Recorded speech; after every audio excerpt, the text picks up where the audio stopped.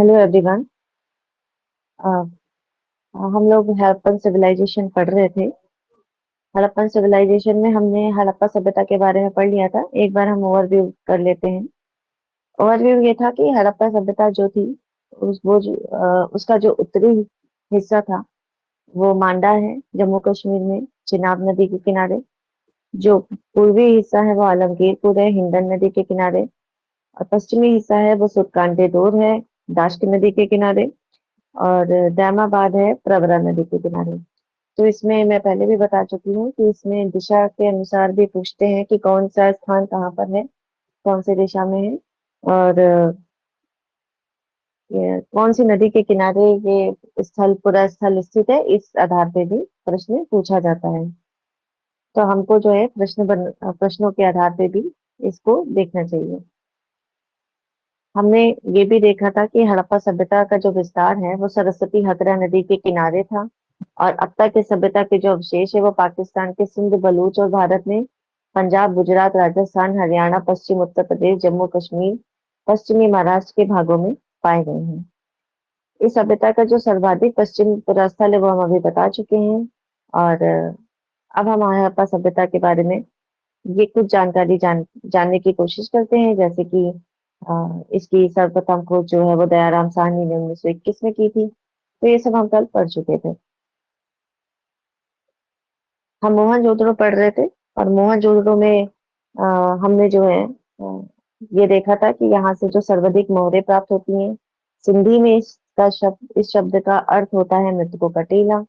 यह सिंध के लरकाना जिले में सिंधु नदी के तट पर स्थित है। सर्वप्रथम इसकी खोज राखलदास बनर्जी ने 1922 में की थी।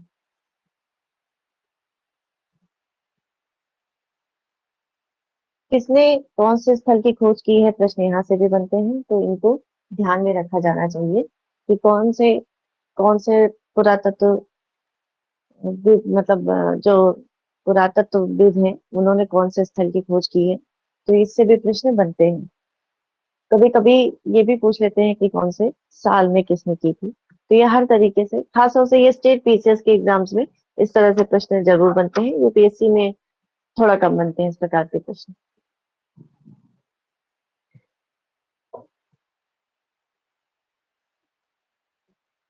ठीक है। तो हम गुड मॉर्निंग तुषार।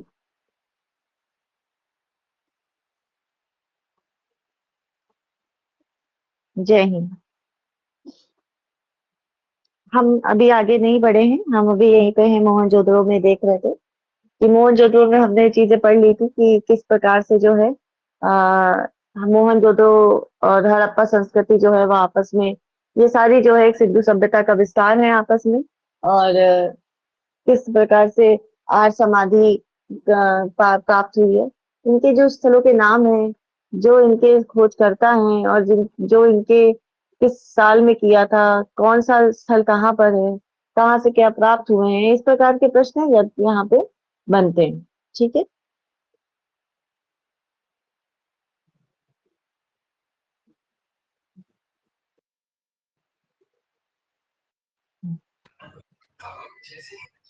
हम्म। तो मोहनजोदड़ो के बारे में हमने देख लिया था। राखलदास बनर्जी ने इनकी खोज की है और ये सिंधु नदी के तट पर है।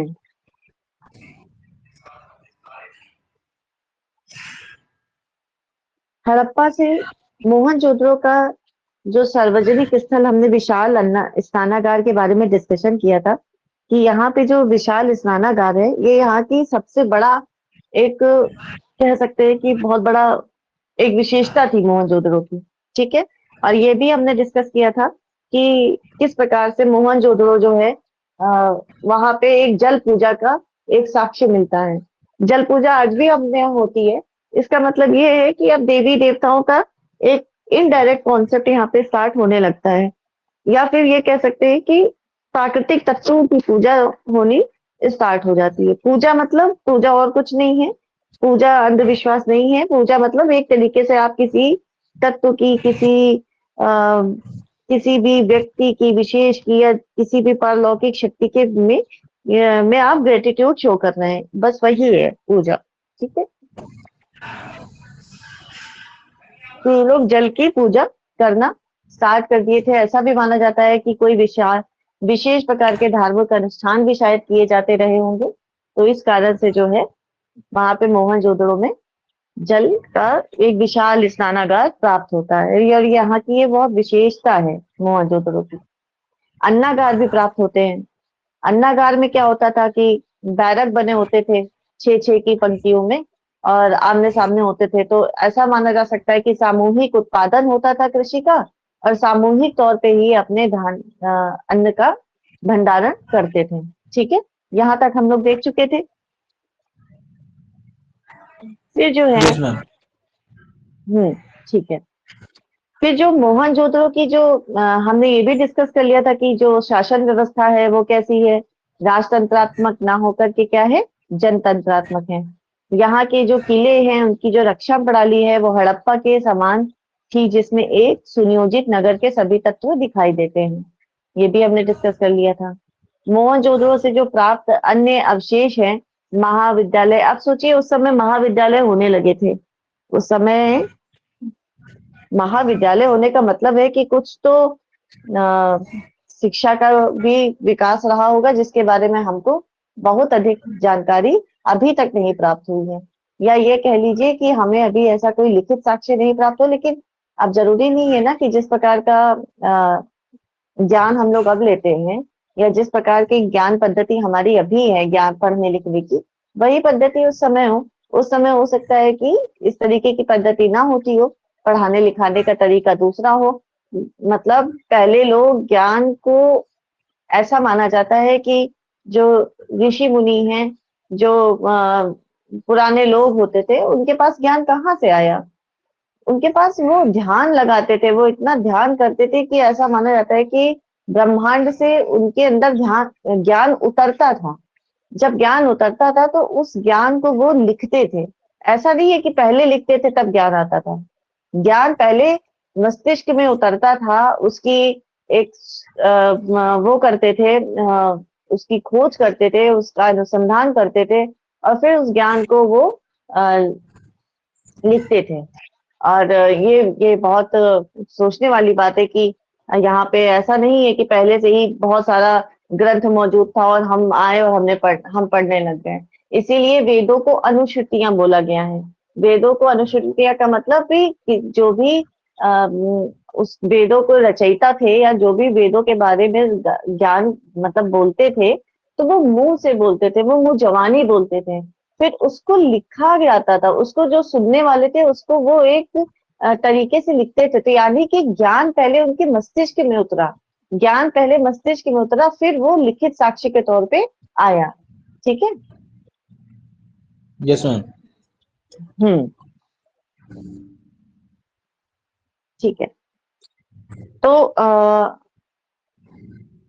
इसका मतलब ये है कि बड़ी उच्च सभ्यता रही होगी, बहुत ज्ञानी लोग रहे होंगे, बहुत विचारात्मक प्रकृति के लोग रहे होंगे, तभी ना महाविद्यालय जैसी संकल्पना आई है। और तो उनको ये सब मालूम हो चुका होगा कि अ, ज्ञान क्या है, और ज्ञान को कैसे प्राप्त किया जाता है, उसके लिए ध्यान लगाया जाता है।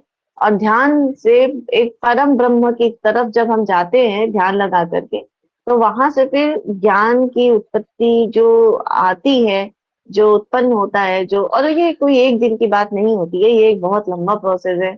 और भगवान बुद्ध ने भी 8 साल ध्यान किया था, और ऐसे कितने ऋषि मुनि और कितने महान लोग रहे जो शायद इनका हम नाम तक नहीं जानते हैं। उन्होंने किस प्रकार से आ, एक मानव सभ्यता का एक विकास किया, और उसको किस तरीके से ज्ञान में परिवर्तित किया, ज्ञान की एक विशाल धारा बहाई। तो ऐसा भी कहा जाता है कि भारत देश में जो ज्ञान है वो जो टेक्स्ट में आया, मैंने पहले भी बताया आपको कि जो टेक्स्ट में आया वो तो पहले तो ये कॉपी पेन नहीं होते थे। पहले तो ये लिखने की कला उतनी प्रचलित नहीं थी। लोग बोल बोल करके, लोग श्लोकों का ये सबकी रचयिता करते थे। फिर जब उसको लिखा जाता था, फिर वहां से अन्वेषण होता था। फिर किसी ने गणित में किया, किसी ने साहित्य में किया, किसी ने रसायन में किया, किसी ने भौतिकी में किया, सारा ज्ञान उतरा, और वो सारा ज्ञान लिखा गया। और फिर जब, चूंकि व्यापार तो भारत देश मतलब जो आज भारत है, या उस समय का जो भारतवर्ष है, अखंड भारत था, वो उस समय जब व्यापार होता था तो पूरे विश्व में ज्ञान की एक जो धारा बही, वो कहा जाता है कि इसीलिए भारत को विश्व गुरु की संकल्पना कम से कम हम तो देते हैं, क्योंकि हमको ये मालूम है और साक्षी के आधार पे भी हम ये कह सकते हैं कि ज्ञान यहीं से गया और फिर उसका जो है परिकल्पना वहां पे आधुनिक संरचना, आधुनिक साइंटिफिक खोजों के आधार पे की गई है। लोग कहते हैं कि खोज तो गुरुत्वाकर्षण की न्यूटन ने की थी, पर सही मायने में देखा जाए तो उससे ही बहुत पहले 12 में ही आर्यभट्ट इन लोगों ने इस वाले की संरचना दे दी थी। तो खैर, हम अभी फिलहाल मोहनजोदड़ो में रहते हैं। महान विद्यालय हो चुका है, महान विद्यालय का परिसर आपको दिख रहा है। इसका मतलब आपको ये लगा लेना चाहिए कि वो सभ्यता कितनी विकसित रही होगी। हम उसका आंकलन आज के साक्ष्य के आधार पे शायद जितना कर पाते हैं, वो उससे कहीं ज्यादा रहा होगा। ठीक है।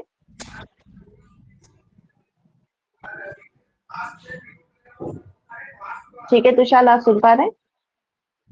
Yes ma'am. ओके, ठीक है।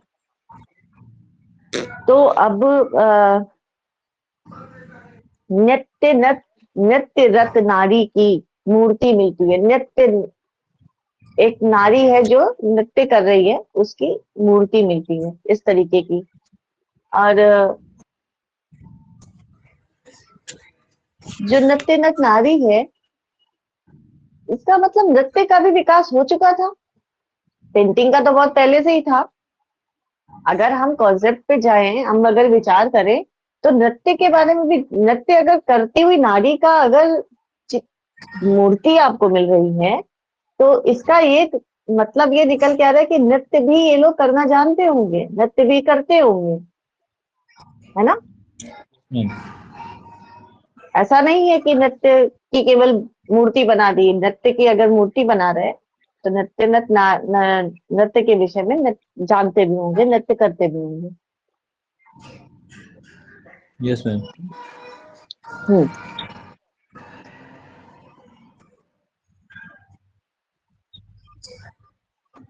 अच्छा, एक पशुपतिनाथ की मूर्ति मिली। इसको आपने गूगल करके बोला था मैंने आपको, एक बार देखिएगा पशुपतिनाथ की मूर्ति। ऑल्दो मुझे इसमें लगानी भी चाहिए थी मूर्ति, मैंने लगाई नहीं है। अ, मैं आपको दिखाती हूँ, वेट।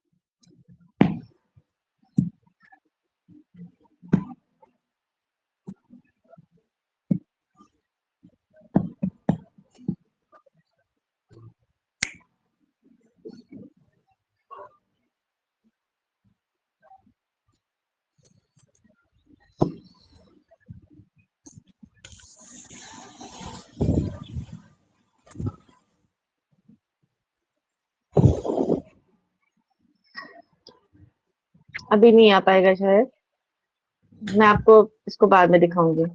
आप गूगल कर सकते हैं क्या? आप गूगल करिए।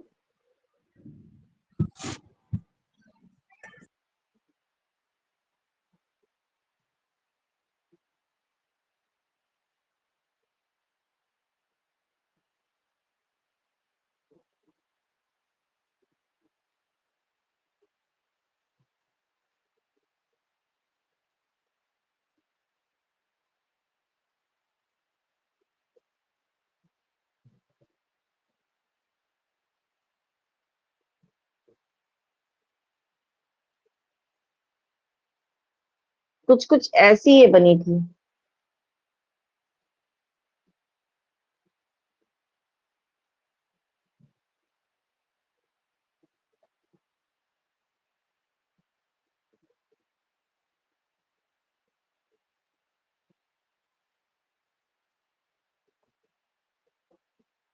आदि शिव भी को बोलते हैं, पशुपति भी बोलते हैं। कुछ इस तरीके से ये ध्यान की मुद्रा में इस तरीके से पशुपति की एक मूर्ति मिली है। ठीक है,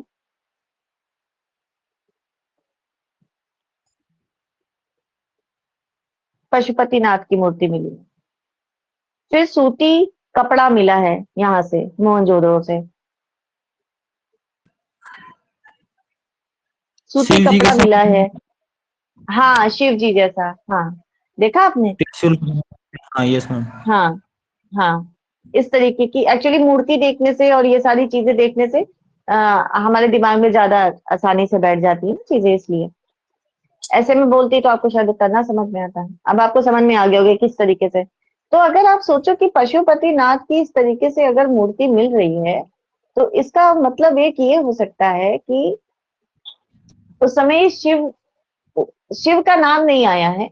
शिव का नाम बाद में कभी आता है, क्योंकि लेकिन ये इस किसी तो ऐसा विचारक मानते हैं, ऐसा इतिहासकार मानते हैं कि कोई ऐसी शक्ति, कोई ऐसे आदि योगी, कोई ऐसे पुजारी सन्यासी, किसी ऐसे एक बहुत बड़े शक्ति की ये पूजा, या ये कह लीजिए कि उनके प्रति एक श्रद्धा रखने लगे थे, तभी इस प्रकार की कॉन्सेप्ट आती। ठीक है। Yes ma'am. हम्म देखो, मातृ देवी की पूजा तो वो बहुत पहले से ही करने लगे थे, नवपाषाण बल्कि मध्य पाषाण के आसपास से ही थोड़ा बहुत दिखने लग गया था। अब ये पशुपतिनाथ भी यहाँ पे दिख रहे हैं। ठीक है, वैदिक संस्कृति आते आते बहुत देवी देवता हो जाएंगे, अभी हम आगे पढ़ेंगे उसको।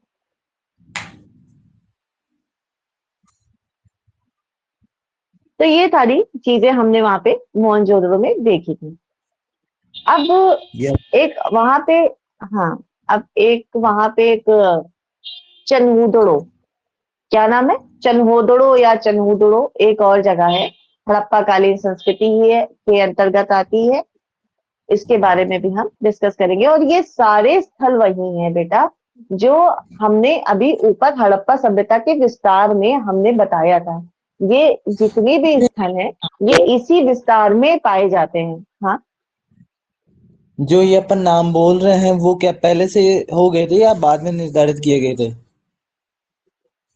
देखिए, कोई भी स्थल होता है वो पहले आता है, नाम तो बाद में निर्धारित होता है या किसी आधार पे उसको रखा जाता है। स्थल पहले से होता है, कुछ तो भी ये होगा। अंग्रेजों के टाइम निर्धारित हो गया था क्या? अंग्रेजों ने बनाया था कि इस स्टालिन को नामकरण जो अंग्रेजों ने, दिया था? नहीं नहीं, एक्चुअली क्या था, ये अंग्रेजों के दिए हुए नाम नहीं है, अंग्रेजों के दिए नाम नहीं है ये। उस समय पे जो पंजाब, ये जो सिंध और ये जो एरिया है, इसको जो है वो नाम मतलब वहां पे ये बोला जाता था। तो जब वहां पे ये चीज प्राप्त हुई, तो उसको जो है वहां की सभ्यता से जोड़ा जाने लगा। समझ गए? जैसे नहीं, जैसे कालीबंगा एक राज, आपका हाँ। ये कहना है कि ये नाम चनमुदड़ो दिया गया, नहीं दिया नहीं गया, पहले से ये स्थल मौजूद थी, इनको बस बाद में खोजा गया है। इनको ये इनकी मतलब जैसे मान लीजिए कि कोई जगह है सपोज, तो वहां अभी तो वो नॉर्मली जगह पड़ी हुई है, कोई मतलब नहीं है, कोई जाता आता नहीं है, कोई ऐसी पड़ी है। लेकिन कभी किसी कारण से वहां खुदाई की गई होगी, कुछ देखा गया होगा, तो उसका नाम ऑलरेडी था वो जगह पे, उसको बस बाद में उस समुद्र सभ्यता बोल दिया गया। ठीक है। नहीं, तो जैसे अपन सिंध वगैरह मोहनजोदड़ो वगैरह ये जगह बताते हैं, तो वहाँ हम्म ये राजा महाराजाओं ने दिया होगा जब भी तो हुआ होगा। उससे पहले वाले जो रहते हाँ थे उनको हाँ थोड़ी हाँ पता। हाँ, बिल्कुल बिल्कुल बिल्कुल। उस समय जब सिंधु सभ्यता और ये सब का विकास होता, तब वो थोड़ा नाम वाम दे रहे थे, ये तो बाद के समय में उसका नाम रखे गए होंगे, उस स्थल के नाम दिए गए होंगे। हाँ, वही मैं कह रही हूँ कि वो स्थल तो था ही, उसका नाम बाद में दिया गया। Yes ma'am. हम्म क्योंकि सिंधी जो सभ्यता है, उनका उनका मोहनजोदड़ो चन्हुदड़ो, उनके टर्मिनोलॉजी थोड़ी अलग अलग है, तो वो बोलते इस तरीके से थे। सिंध अपने ही भारत का एक हिस्सा था उस समय, अब जो है कि पाकिस्तान का हो गया है, पाकिस्तान में चला गया, इसका ये मतलब नहीं कि वो पाकिस्तान का हो गया है। वो तो सभ्यता अब कोई बाद में जोड़ उसमें तोड़ ले, कुछ कर ले, तो बात की बात हो जाती है ना, वो इसमें उनका ओनरशिप नहीं है। मेन बात ये है कि ये सभ्यता तो बहुत पुरानी है, जब ये देश वेश इस तरीके से एग्जिस्ट ही नहीं करते थे, है ना। इसलिए पाकिस्तान या कोई भी देश ये नहीं कह सकता कि मेरी सभ्यता है, ये भारतीय उपमहाद्वीप की सभ्यता है। Yes ma'am. हम्म। बल्कि फिर भी हम ये कह सकते हैं कि ये हमारी सभ्यता है, हम यहाँ से विकसित हुए हैं, हम इस तरीके से विकसित हुए हैं। पर अगर पाकिस्तान चाहे कि ये बोल दे कि ये उनकी सभ्यता है, तो ये तो बहुत ही फॉल्स नैरेटिव होगा, ये तो बहुत ही बेवकूफी वाली बात होगी कि एक 70 साल पहले बना हुआ कोई देश कैसे कह सकता है कि इतनी पुरानी सभ्यता उसकी है ना। उस पर वो दावा नहीं कर सकता। हम आए, हम रहने लगे, वो बात अलग है, वो हमारे देश के अब आ गया है, उसका वो इकोनॉमिकल फायदा उठा सकते हैं कि हाँ कोई विदेशी आया वहां पर पर्यटक बन करके वो सभ्यता को देखने गया तो उसका उनको फायदा मिल रहा है, वो अलग बात है। लेकिन वो सभ्यता उनकी नहीं है, वो बल्कि ये हम सबकी साझी सभ्यता है। जो पाकिस्तानी लोग हैं वो भी तो हम ही लोग थे ना, हमसे ही मिल करके गए हैं, तो ये एक साझी सभ्यता है। ठीक है। Yes ma'am. हम्म। तो हमने हड़प्पा पढ़ लिया, हमने मोहनजोदड़ो पढ़ लिया। ठीक है। अब हम आ रहे हैं, कंफ्यूज मत होना, ये सारे मैंने जो ऊपर ये जो विस्तार पढ़ाया था ना,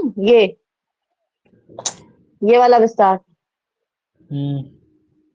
इसी विस्तार के अंतर्गत है। मान लो यहाँ पे हमने ऐसे भारत का नक्शा बना दिया है, और ये यहीं पे सारी छोटे छोटे मतलब जगह हैं।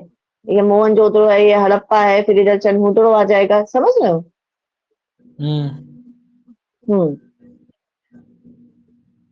ऐसे दिमाग में ये मत लाना कि पता नहीं कहाँ होगा, ये सब उसी जगह आसपास थोड़ी थोड़ी दूरी पर 100, 50, 40, 200 किलोमीटर के आसपास ये सारा पूरा क्षेत्र फैला हुआ है। ठीक है।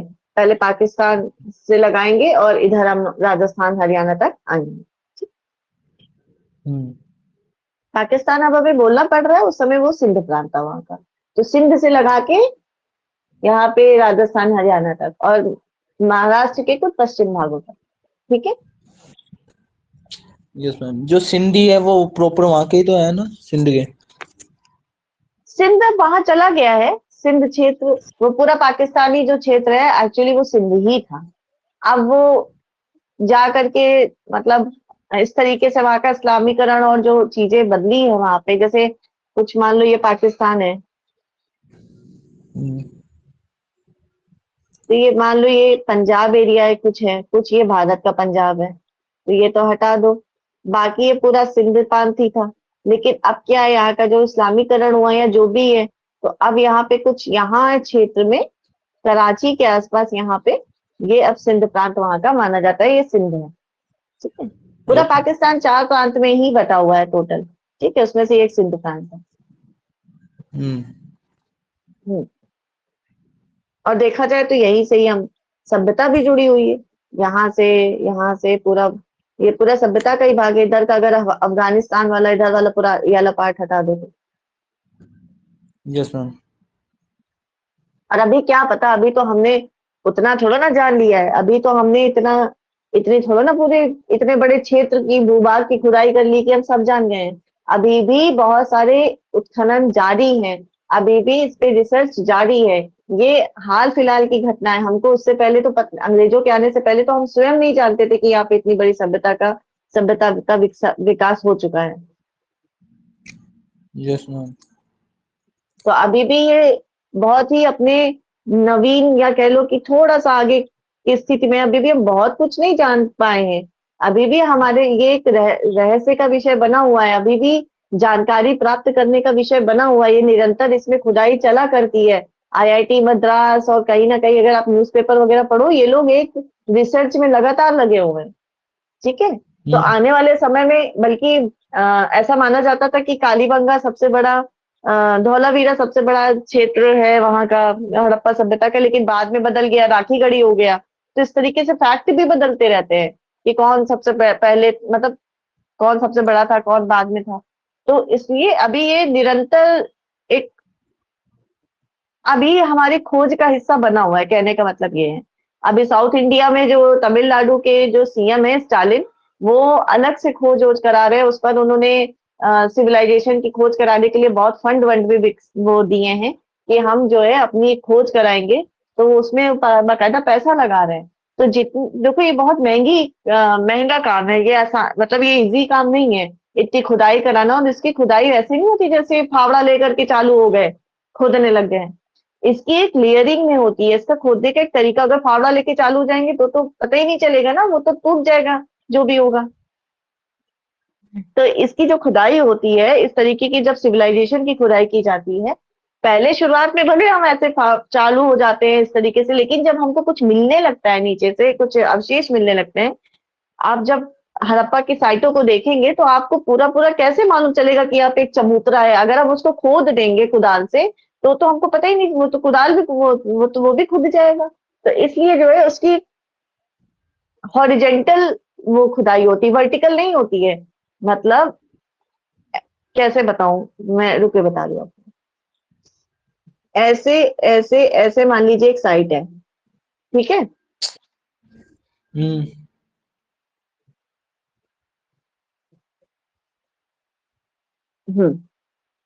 ये साइट है। अब मान लीजिए यहाँ पे खुदाई करनी है इस जगह पे, ठीक।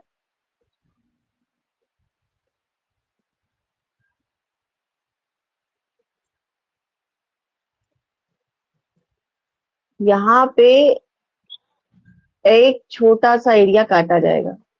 और ये कैसे काटा जाएगा? ऊपर से मिट्टी हटा हटा करके, ऊपर से मिट्टी को ऐसे ऐसे हटाएंगे, ऐसे ऐसे ऐसे ऐसे। ये नहीं कि नीचे की तरफ गड्ढा करते चले जाएं। समझ गए आप? Yes ma'am. समझ आया तो शायद। इस हम्म। तरीके से ऊपर से लेयरिंग से मिट्टी हटाई जाती है, ठीक है। Layer by layer, layer by layer, layer by layer उसको हटाया जाता है। उसमें कुछ वो केमिकल्स का भी कुछ यूज करते हैं जिससे उसे वो, क्योंकि वो तो खुद गया है तो उसको प्रिजर्व भी करना है, तो उसको प्रिजर्व करते हैं। तो इस तरीके से जो है साक्ष्य मिलते हैं वहां पे। क्लियर? Yes ma'am. अब फिर कभी आएंगे, मान लो यहाँ पे कहीं खुदाई करेंगे, यहाँ आ जाएंगे तो यहाँ भी ऐसे लेयरिंग में करेंगे, तभी वो चीज बचेगी भी। अगर हम ऐसे सीधे सीधे गड्ढा करते चले जाएंगे तो वो चीज बचेगी ही नहीं, टूट जाएगी। तो खुदाई करने का एक तरीका होता है, तो बड़ी महंगी तकनीकी है, बहुत टेक्नोलॉजी लगती है इसमें, बहुत पैसा लगता है, बहुत विशेष प्रकार की मजदूरी भी चाहिए आपको। प्रतिदिन मजदूरों को पैसा भी देना है, दिहाड़ी देनी है, जो भी आप खुदाई करवा रहा है। और ये कोई एक दिन की बात है नहीं, बहुत स्लो प्रोसेस में। घर ऐसा तो है नहीं कि तालाब खोदना है चलो भाई 10 मजदूर लगा दिए खोद डाला, है ना। एक बहुत एक्सपेंसिव काम है ये, बहुत महंगा काम है। इसको इसमें बहुत बारीकी से काम करना पड़ता है।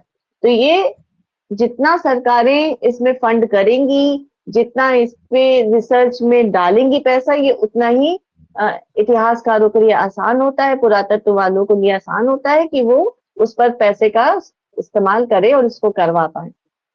और उसकी एक प्रॉपर ट्रेनिंग होती है, उसका एक प्रॉपर तरीका होता है खोदने का। तमिलनाडु के जो सीएम है स्टालिन, उन्होंने दावा भी किया था कि हम सबसे पुरानी सभ्यता है, आर्यों से भी पुरानी। तो उनका एक अपने दावे को पुष्टि करना है। उनका कहना है कि चलो ठीक है, वो हम और तुमका यहाँ पे लड़ाई होनी नहीं चाहिए, वो तो खैर राजनीतिकरण है। लेकिन कोई भी सभ्यता पुरानी हो, आफ्टर ऑल है तो हमारी भारत की, चाहे वो द्रविड़ सभ्यता हो, चाहे वो आर्यों की सभ्यता हो, जो भी हो। ओवरऑल तो हम सब भारतीय हैं, हम एक है। लेकिन वो राजनीति में है तो राजनीतिकरण करने के लिए ऐसी बातें करते हैं। पर अभी उन्होंने भी कुछ फंड जो है 15,000 करोड़ या कुछ पैसा उन्होंने सिर्फ इसीलिए डाला है स्टेट में कि वो यहाँ पे एक पूरा इसकी खुदाई वुदाई करवा के जानकारी प्राप्त करें। ठीक है।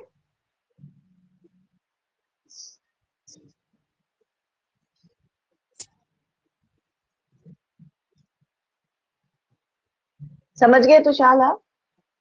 Yes ma'am. ओके। मैं तो थोड़ा धीमे और समझाते हुए चल रही, क्योंकि एक बार आपके दिमाग में बैठ गया तो फिर परेशान नहीं होंगे, अदरवाइज तो ऐसे बढ़ाते पढ़ाते आसानी से मैं 4 मिनट में 5-6 मिनट में भी इसको पढ़ा के खत्म कर सकती हूँ, पर मैं एक एक पॉइंट पे रुक रही हूँ क्योंकि मैं चाहती हूँ कि कॉन्सेप्चुअली क्लैरिटी चीजों की मिलती जाए चीजों को। Yes ma'am. ठीक है, तो अब हम चनूदड़ों पे आते हैं। चनूदड़ों क्या है? ये मोहनजोदड़ो से 80 मील दूर, मैंने बोला था ना 100-200 300 100-280 किलोमीटर के आसपास के सारे क्षेत्र हैं। हाँ। तो ये मोहनजोदड़ो से 80 मील दूर दक्षिण में स्थित है। मतलब मान लो यहाँ कहीं मोहनजोदड़ो है तो उसके यहाँ पे दक्षिण में, यहाँ पे क्या है? चनहुदड़ो।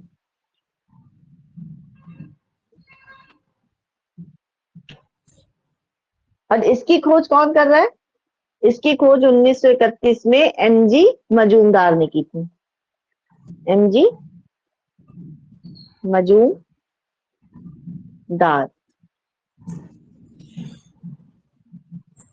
1931।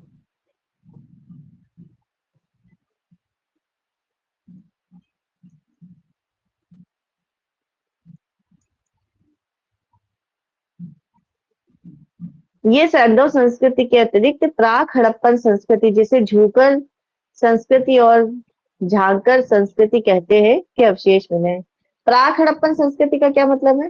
प्राक हड़प्पन संस्कृति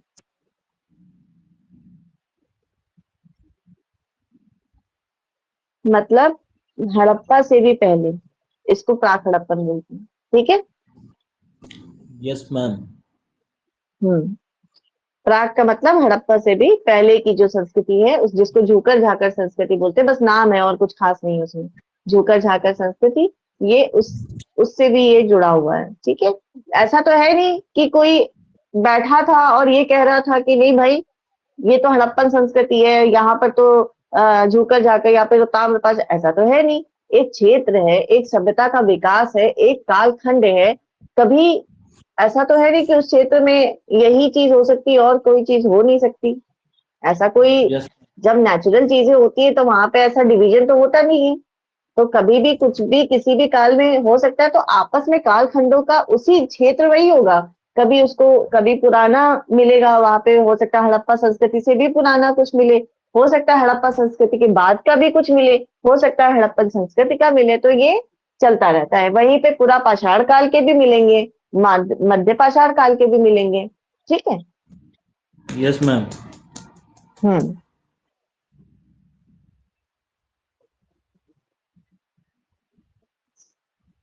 ठीक है।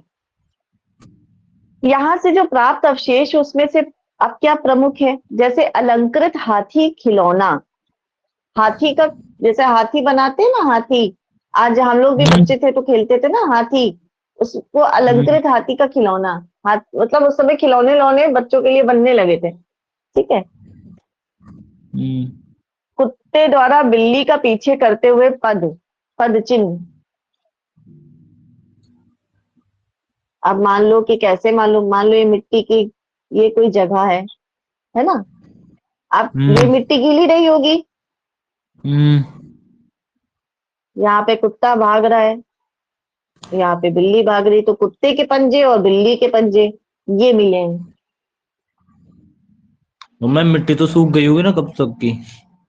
सूख गई होगी, मान लीजिए कि मिट्टी कहीं यहाँ पे गीली है। अब इस प्रकार की जनसंख्या तो है नहीं उस समय, बहुत कम लोग ही रहते होंगे, इतनी 130 करोड़ की जनसंख्या तो नहीं होगी। बहुत होगी तो बहुत ज्यादा होगी, 100-200 लोग होंगे, या बहुत होगा 1000 लोग होंगे। इतनी दूरी दूरी पर जब कुछ कुछ लोग रह रहे हैं और कहीं पे मिट्टी गीली है और उसमें एक पद चिन्ह बन गया, तो वो बना रहा होगा, उसको नहीं बिगड़ा होगा उस समय के साथ।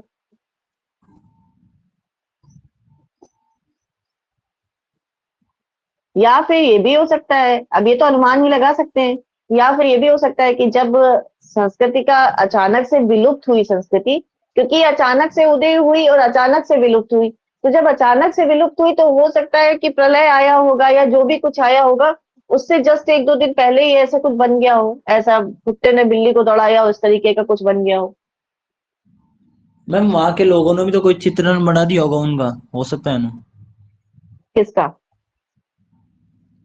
नहीं, तो बिल्ली ये वाला। ये नेचुरली वो चित्र नहीं बनाया था। चित्र बनाते तो मिट्टी में क्यों बनाते, वो बनाते तो फिर किसी मोहर में बनाते, किसी पत्थर पे बनाते। वो तो एक गीली मिट्टी पे पाए हुए हैं ना। तो ऐसा लग रहा था, ऐसा माना गया कि बिल्ली भाग रही है और कुत्ता दौड़ा रहा है। ठीक है। हम्म।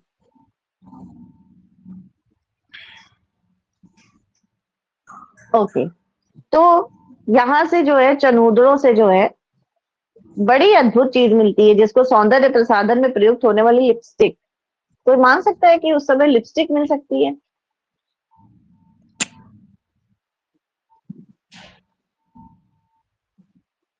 चनूदड़ों से सौंदर्य, मतलब सौंदर्य होने लगा था, सौंदर्य प्रसाधन होने लगे थे, सौंदर्यीकरण किया जाने लगा था। महिलाएं श्रृंगार करती थी, कंघी, शीशा, बिंदी, लिपस्टिक सब लगाती थी उस समय। बिंदी का नहीं पता, लेकिन लिपस्टिक के साक्ष्य मिले। बिंदी नहीं लगाती हुई, तिलक लगाती होगी, जो भी है। अब आधुनिक तरीके की बिंदी नहीं होगी, उनकी लिपस्टिक कैसे होगी नहीं मालूम। लेकिन लिपस्टिक तो लिपस्टिक है, वो पाई गई है तो उनकी, उनका ज्ञान और उनके टेक्नो। जी।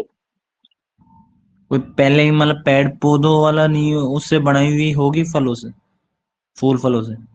हाँ, फूल फलों से, पेड़ों से, पौधों से बनाई गई होगी। लेकिन बनाई कैसे होगी, बनाए जाने का कला अपने आप में आश्चर्य करने वाली बात है ना। यस कि उस मैम। समय कैसे बनाई होगी उन्होंने लिपस्टिक। जाहिर सी बात है, वो आज की जैसी नहीं होगी कि जैसे आज होती है, कि ऐसे ऐसे घुमा करके ऊपर कर लिया, घुमा के, हो सकता है दूसरे तरीके की हो, लेकिन पाई गई है। ठीक है। Yes ma'am.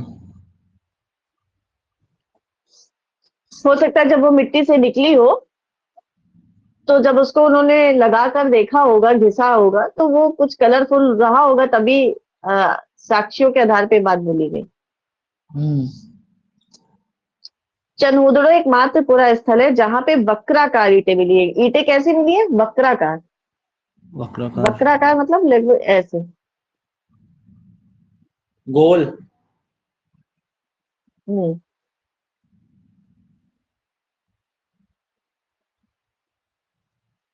ये हैंग कर रहा है, कुछ ऐसे।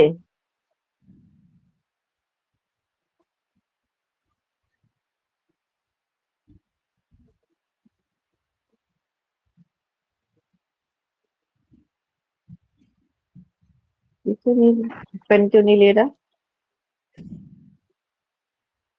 हम्म, इस तरह से, ऐसे। ये तो वर्गाकार हो गया ना। हाँ, कुछ इसी तरीके का ऐसी ईंटें। अरे, मान लो ये ईंटा है, इसको ऐसे कर देते होंगे, इस तरीके की हम्म। वक्राकार, थोड़ी सी वक्र के आधार की। ठीक है। हम्म।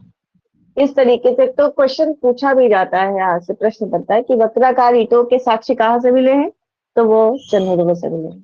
ठीक है। लो। हम्म। हम्म। नेक्स्ट, आगे बढ़े। Yes ma'am. चनूदड़ों से दुर्ग का अस्तित्व नहीं मिला है, जैसे मोहनजोदड़ो में दुर्ग के अस्तित्व मिले हैं, यहाँ पे जो दुर्ग के अस्तित्व मिले हैं, आपका हड़प्पा में मिले हैं, बट चनमुद्रों में दुर्ग के कोई अस्तित्व नहीं मिले हैं। यहाँ से झूकर झाकर संस्कृति के अवशेष मिले हैं। झूकर झाकर संस्कृति कुछ नहीं है, वही जो ताम्र पाषाणिक संस्कृति है उसी को बोलते हैं। ठीक है। हम्म। लोथल। अब ये चनमुद्रों के बारे में हमने जितना महत्वपूर्ण ज्ञान लेना था ले लिया है। अब आप जब एनसीईआरटी पढ़ना या प्रश्न लगाना, तो आपको और समझ में आएगा। हम्म। लोथल, लोथल के बारे में पढ़ते हैं। अहमदाबाद जिले के सरग सरगवाला ग्राम में 80 किलोमीटर, अब ये आ जाओ अहमदाबाद। हम्म।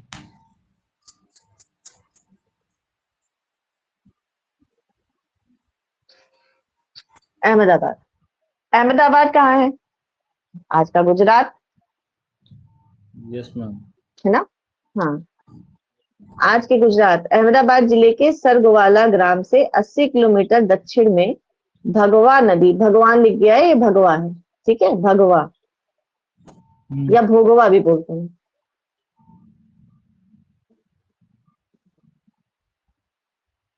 भोगवा,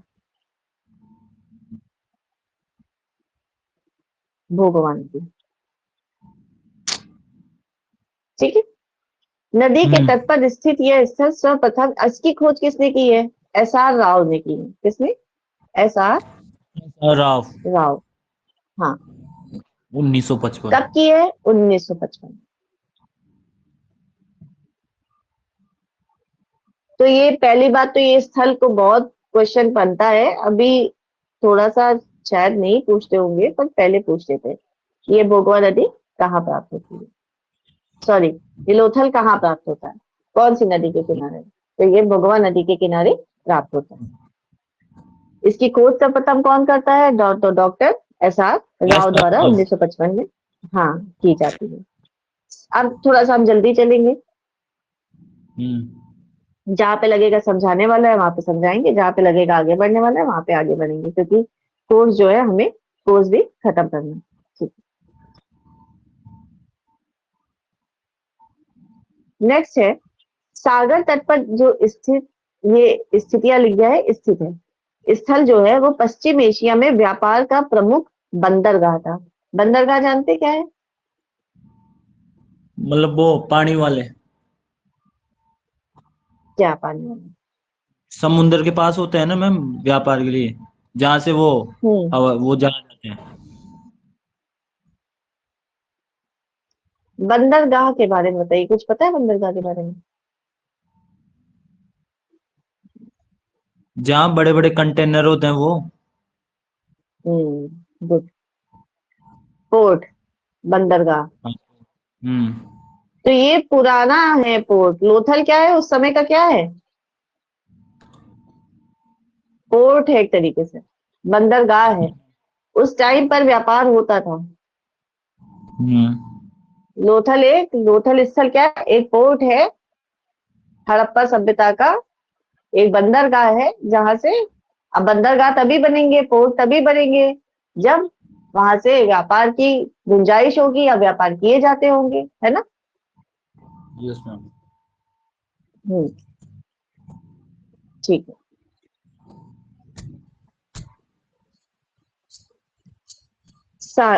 लोथल से मिले एक मकान का दरवाजा गली की ओर ना खुलकर सड़क की ओर खुलता था। मतलब मान लो कि एक मकान है लोथल में, एक्चुअली हड़प्पा सभ्यता की एक ये विशेषता थी कि जो भी मकान होते थे, मान लो ये मकान है, ये मकान है, ये मकान है, ये मकान है, ये मकान है, ये मकान है, ये मकान है, ये मकान है, और ये बीच में गली जा रही है ना, समानांतर से, तो इनका दरवाजा सब गली की तरफ खुलता था, सब गली, और फिर ये गली जो है सड़क से जाके मिलती थी, ठीक है। लेकिन लोथल में एक मकान ऐसा मिला है, बता रहे जो गली की तरफ, जिसका दरवाजा ना खुल के किधर की तरफ है, सीधे सड़क से मिल रहा है, बस यही बात। हम्म, गली वालों से उसकी लड़ाई हो गई होगी इसलिए। हो सकता है, या ज्यादा ज्यादा इन्होंने इनोवेशन कर लिया होगा कि नहीं, हाँ, अपना दरवाजा इधर नहीं उधर खोलेंगे, तो एक ऐसा यस भी मैम। मिला है। उत्खननों से लोथल की जो नगर योजना और भौतिक वस्तुओं में प्रकाश में आई है, उसमें लोथल की एक लघु हड़प्पा या मोहनजोदड़ो नगर प्रतीत होता है। कहने का मतलब यह है कि लोथल छोटा मोटा एक हड़प्पा या मोहनजोदड़ो संस्कृति जैसा ही है, जिसको लघु हड़प्पा भी बोल सकते हैं। जैसे बोलते नहीं है कि अरे कश्मीर चले जाओ तो मिनी स्विट्जरलैंड है, यानी कि हाँ। सारे तत्व वैसे ही पाए गए जो यस तुम्हारे, हड़प्पा में आ गए थे।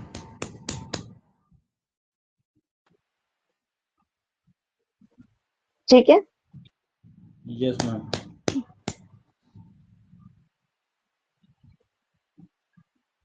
जब आप लिखिएगा, अगर आप इसे नोट्स बनाएंगे तो इसको सही कर लीजिएगा, ये गलत लिख गया है, फादर की मुद्रा नहीं है, फारस की मुद्रा है। अच्छा। ये जो पॉइंट है, वो फादर की मुद्रा लिख गया है, फारस की मुद्रा है। फारस की जो मुद्रा या सील है, सील मतलब आपको बता चुके हैं, आपको बताया भी था, सील मिली है, उसी को हाँ। मुद्रा बोलते थे उस टाइम पे। ये उनकी मुद्रा होती थी, ऐसी सील्स होती थी, इस पे कुछ कुछ बना रहता था। ये मोहरे। पत्थर की भी होती थी। हाँ, मोहरे ना। मोहरे, मोहरे। तो ये वहां की, यहाँ से, अब देखो मैं आपको बताती हूँ, एक सेकंड। लिख रहा है कि फादर, या फादर नहीं है, फारस है। फारस की मुद्रा या सील और पक्के रंग में रंगे हुए पन्नों, पत्रों की उपलब्धि से स्पष्ट होता है कि लोथल सिंधु सभ्यता काल में सामुद्रिक व्यापारिक गतिविधियों का केंद्र था। अब ये बताओ, कैसे मालूम चलेगा कि व्यापार होता था? कोई कारण होगा। हम्म। ये रहा आपका भारत देश।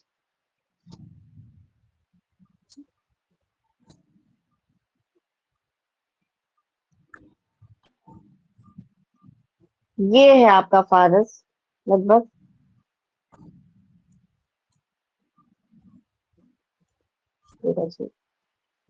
यहाँ की मुद्रा यहाँ प्राप्त हो रही है,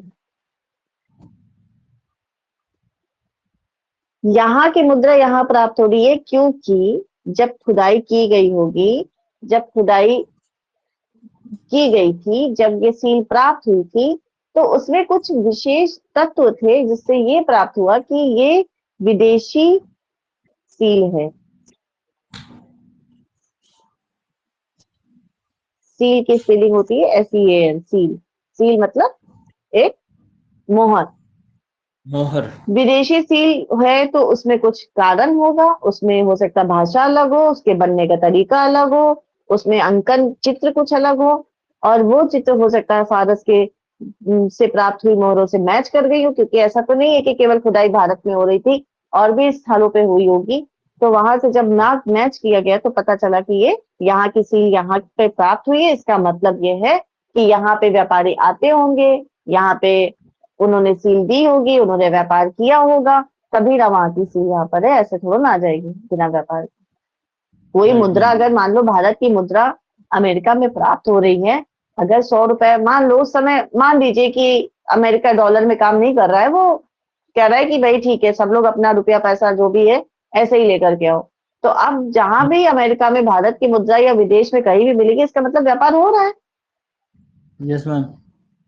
हम्म। भले डॉलर डॉलर में नहीं हो रहा, मान लो उस समय डॉलर वॉलर ये सब चीजें नहीं थी, तो कहीं की मुद्रा अगर कहीं प्राप्त हो रही है तो ये व्यापार होने का एक प्रमाण, और बहुत सॉलिड प्रमाण है। बहुत ऐसा वैसा प्रमाण नहीं है, ये बिल्कुल निश्चित तौर पे कहा जा सकता है कि यहाँ पे व्यापार होता था, क्योंकि हमारी भी मुद्राएं वहां प्राप्त हुई है, मेसोपोटामिया में, फारस में। अच्छा। ठीक है। हाँ। Yes ma'am. तो व्यापार तो बहुत समय से होता आया है।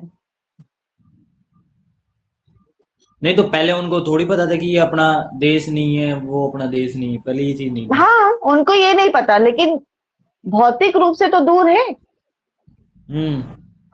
भौतिक रूप से तो दूर है, उनको मान लीजिए कि ये मालूम है कि यहाँ पे जौ होता है भारत में, अब हमको जौ की आवश्यकता है, और अभी, या कह लो कि हमको उनसे कोई चीज की आवश्यकता हो, मान लो हम, अब तो फैशन भी होने लगा है, प्रसाधन भी होने लगे हैं, हमको उनसे कुछ मन मैम कुछ अब ये चाहिए। मतलब ट्रांसपोर्ट का सिस्टम भी चालू हो गया था इस अकॉर्डिंग। हाँ, ट्रांसपोर्ट का सिस्टम चालू हो गया था, नदी से वो आने जाने लगे थे। ठीक है, ट्रांसपोर्टेशन होने लगा था उस टाइम पे, तभी ना बंदरगाह है, आते होंगे, व्यापार लेके जाते होंगे और व्यापार करते होंगे। तो जो इलेक्ट्रॉनिक जहाज होते हैं वो उस टाइम थोड़ी बने होंगे मैम। ना ना ना ना ना, कुछ ऐसा उन्होंने विकसित किया होगा, नाव टाइप की, लकड़ी की, जिससे वो यहाँ पे आते जाते होंगे। वो इतनी दूर थोड़ी जा सकते हैं लकड़ी की नाव से। जाते थे बेटा, जाते थे, करते होंगे। ऐसा नहीं है, जैसे देखो, ये भारत है, ये हम आधा भारत बना रहे हैं इधर की तरफ वाला, ठीक है। हाँ। इधर कहीं फारस की, फारस मिल रहा है,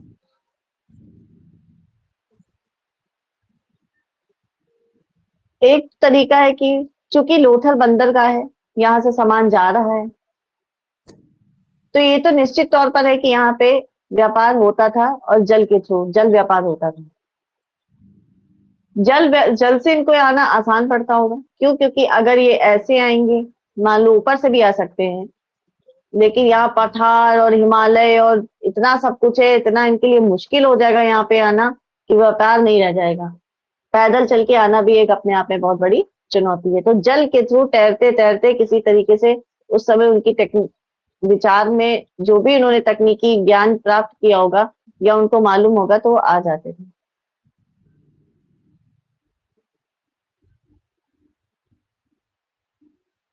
यस मैम।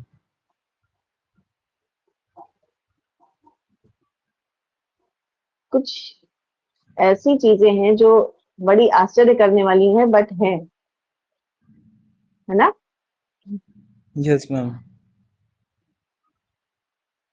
आते होंगे, ये हम नहीं कह रहे कि पैदल नहीं आते होंगे, पैदल भी आते होंगे, लेकिन इससे हम डिनाई नहीं कर सकते कि अगर यहाँ पे लोथल में बंदरगाह है तो सामुद्रिक व्यापार नहीं होता होगा। नहीं तो इसके हो सकता है कि छोड़ के कुछ, अवशेष तो मिले ही हाँ, होंगे। उसकी अभी वो इनिशियल जान, देखो समुद्र में तो तुम खुदाई करने जाओगे नहीं, गहराई में तो उतरोगे नहीं, कैसे पता चलेगा? बस इतना पता चला है कि लोथल में गोदीवाड़ा था, यानी गोदीवाड़ा मतलब बंदरगाह। मैम समुद्र में भी तो हुआ होगा, जैसे अभी अपने वो उसके द्वारिका की खोज हुई थी, वो समुद्र के अंदर ही की गई थी।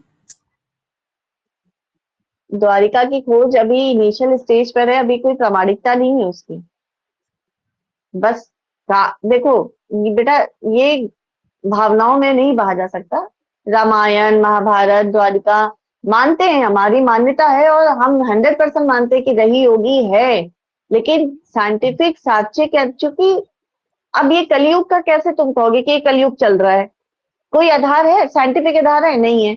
ये एक मान्यता है हमारी, या कह ले, जब तक हम उसको साइंटिफिक आधार पे हम साक्ष्य नहीं बना देते, तब तक हम उसको है इसकी बिल्कुल मान्यता मान, ये नहीं कह रहे कि ये सच नहीं है, बिल्कुल सच है, लेकिन हमारा ज्ञान अभी उस स्तर तक नहीं पहुंचा है कि हम इसको प्रमाणित कर सके, ऐसा समझ, ऐसा समझ सकते हो आप। जिस दिन हम ये अपने ज्ञान को जिस स्तर तक पहुंचा लेंगे कि हम ये बता पाए कि ये जो चारों युग हैं, हो सकता है कि ये जो रामायण महाभारत ये जितने भी चीजें हुई हैं ये कलयुग से पहले की हैं, लेकिन उसके साक्ष्य इसलिए नहीं मिल पा रहे हैं, या उस कालखंड तक हम, और फिर हम कैसे पहुंचेंगे, ये बहुत बहुत जटिल विषय है। तो हमारी जो खोज है, जो हमारे पास आधार है किसी भी चीज को खोजने का, वो बहुत सीमित है। हम इतिहास को साक्ष्यों के आधार पे अगर कसौटी पे नहीं कसेंगे, तो फिर हम कुछ भी कहानी पे विश्वास करने लगेंगे, फिर हमारा ज्ञान फिर तो होता ना व्हाट्सएप यूनिवर्सिटी वाला ज्ञान हो जाएगा, है ना? इसलिए हमको यस। साक्ष्य आधार पे कुछ साक्ष्य जरूर प्राप्त हुए हैं, ऐसा मानना जा सकता है कि कुरुक्षेत्र में ऐसा हुआ था, ऐसा बिल्कुल है, लेकिन अभी इसको सिलेबस का पार्ट नहीं बनाया गया है।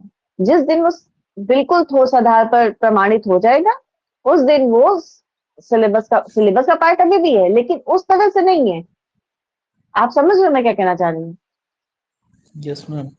तो मैम अपन फिर जैसे तो हम ये वेद, हाँ, जो हिस्ट्री में जैसे ये भी हम्म, क्या नाम, मुगलों का जो काल था हम्म, उसमें युद्ध वगैरह हुए थे, तो वो भी एक हम्म, लिखावट के अनुसार पकड़ा गया है, वो वैसे थोड़ी हुआ है उसमें, उसको भी तो नहीं कह सकते अपन साइंटिफिक।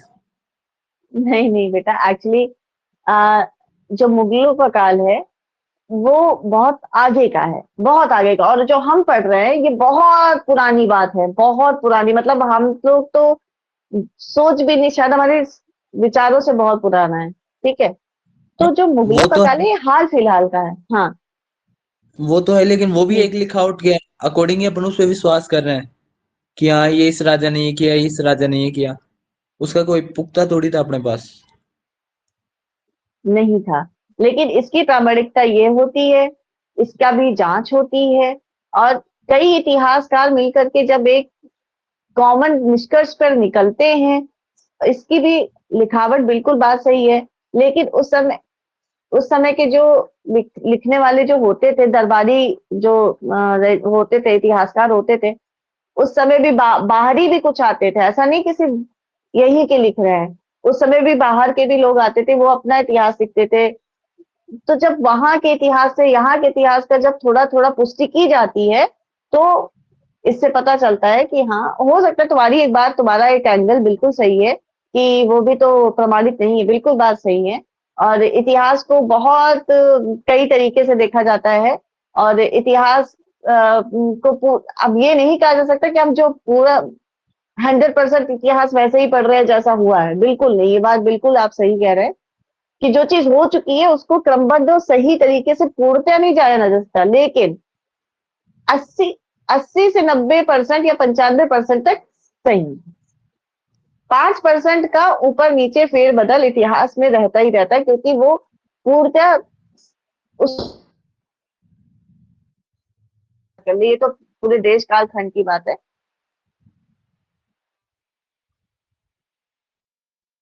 पूरे जीवन को पूर्णतः वैसे के वैसे नहीं ला पाएंगे, है ना, अगर हम इतिहास लिखने बैठ जाएं कुछ भी। तो ये चीज है, 5%, 2-3% की गुंजाइश रह जाती है, साक्ष्यों का ऊपर नीचे, विचारों का ऊपर नीचे होता है, ये बात आपकी सही, मानती हूँ। तो जैसे उसी प्रकार मैम, जैसे रामायण और महाभारत के अपने भारत के अलावा अदर वो अन्य राज्य देशों में भी तो मिले हैं उसके साथ से, मतलब वो जो लिखा हुआ है। बिल्कुल मिले हैं, लेकिन अभी तक इसकी उसको उस स्तर पर मान्यता प्राप्त नहीं प्रदान की गई है कि हम उसको मतलब अपने इतिहास का हिस्सा बना लें। क्योंकि जैसे पुराण है, तो पुराण में कुछ तो शुरुआती बात प्रमाणित है, सत्य है, राजाओं की वंशावलियां मिली हैं, लेकिन फिर उसमें बहुत किस्से कहानियां बाद में जोड़ी गई हैं, बहुत सारी बातें, हर बात को सत्य माना नहीं जा सकता। मान्यता अलग चीज होती है, इतिहास मान्यताओं से नहीं चलती, बस इतना अंतर है। इतिहास चलता है साक्ष्य के आधार से, साक्ष्य ने ये बात जैसे अब अयोध्या है, अयोध्या पे बड़ा विवाद हुआ। अयोध्या पे ये विवाद हुआ कि कैसे कह सकते हो कि भगवान राम की नगरी ही थी यहाँ पे, ऐसा तो कुछ नहीं है। फिर साक्ष्य जुटाने की कोशिश की गई, साक्ष्य जुटाने तो भाई कुछ, हाँ, ऐसे ऐसे साक्ष्य मिले जिससे कह सकते हैं कि भाई यहाँ पे कुछ रहा होगा पहले। लेकिन पूर्णतया ये कह देना कि नहीं, ये तो भगवान राम की जन्म नगरी थी ही, ये मान्यता के आधार पे बिल्कुल सही है, लेकिन साक्ष्यों के आधार पे थोड़ा कमजोर पड़ता है। ठीक है, तो मैम अब क्योंकि तो कंफर्म हाँ, राम मंदिर बन गया, कोर्ट का नहीं डिसीजन भी आ अब गया, तो तो अब तो अब हाँ, अब बन गया, बिल्कुल बन गया।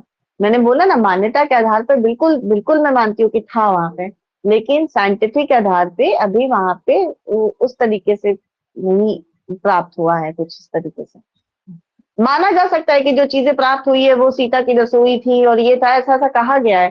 पर इसको अभी हम अपने पढ़ने लिखने के आधार पे नहीं देख सकते, ये सिर्फ मान्यता है। अभी इस मान सकते हैं कि अयोध्या हमारी मान्यता है, आस्था है कि वहां पे भगवान राम थे, और बिल्कुल थे, बिल्कुल, उसमें कोई हमें डाउट नहीं है।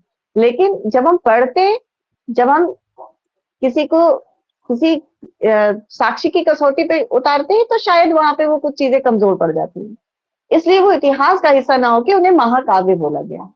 ठीक है, यस मैम। अब कैसे मान सकते हैं कि कोई हनुमान जी थे और इतने शक्तिशाली थे कि वो पूरा पर्वत उठा के ले आए? तो इसका साक्ष्य है, कहीं प्रमाण है? नहीं है, लेकिन मान्यता हमारी पूर्ण है, आस्था हमारी पूर्ण है ना।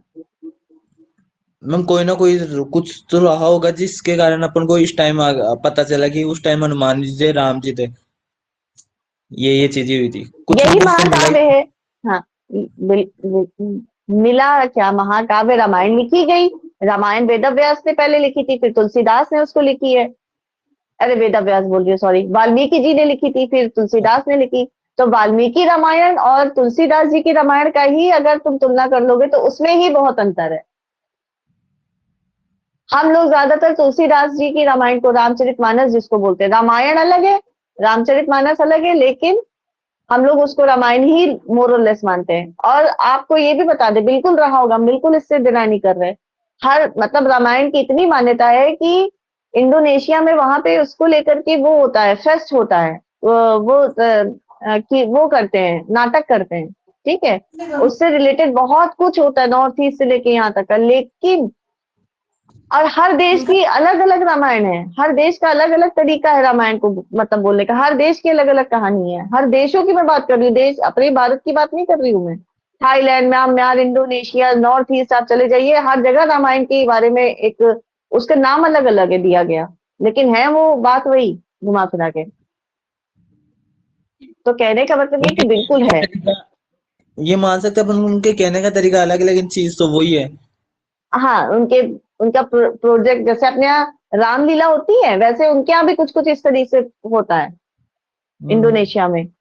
हाँ, अब तो जब सरकारें बदल गई और आधुनिक आ गया, अब जैसे अब बौद्ध धर्म हो गया म्यांमार में, तो वहां नहीं करने देते होंगे, उस चीज को बंद कर दिया हो गया। इंडोनेशिया में अभी भी होता है, कम्बोडिया में मान्यता है। तो कहने का आशय ये है कि बिल्कुल जब एक साथ इतनी मान्यताएं जुड़ गई हो तो उसका प्रमाणित होना अपने आप में एक साक्ष्य है, ये बात भी सही है। लेकिन जब इतिहास साइंटिफिक आधार पे देखते हैं तो, लेकिन साइंटिफिक आधार का क्या करना, भले से कमजोर पड़ जाए, मान्यता तो मान्यता है, उसका कुछ नहीं कर सकते ना। जैसा। हम्म। तो ये है, कुल मिला के हम थे कहाँ पे हम थे ये कि किस तरीके से लोथल से व्यापार वहां पे होता था। हमें लग रहा है आज जैसा। 11:30 हो गया, आज 1 घंटे की क्लास होगी। We will continue tomorrow. ठीक है मैम, जय हिंद। ओके, जय हिंद।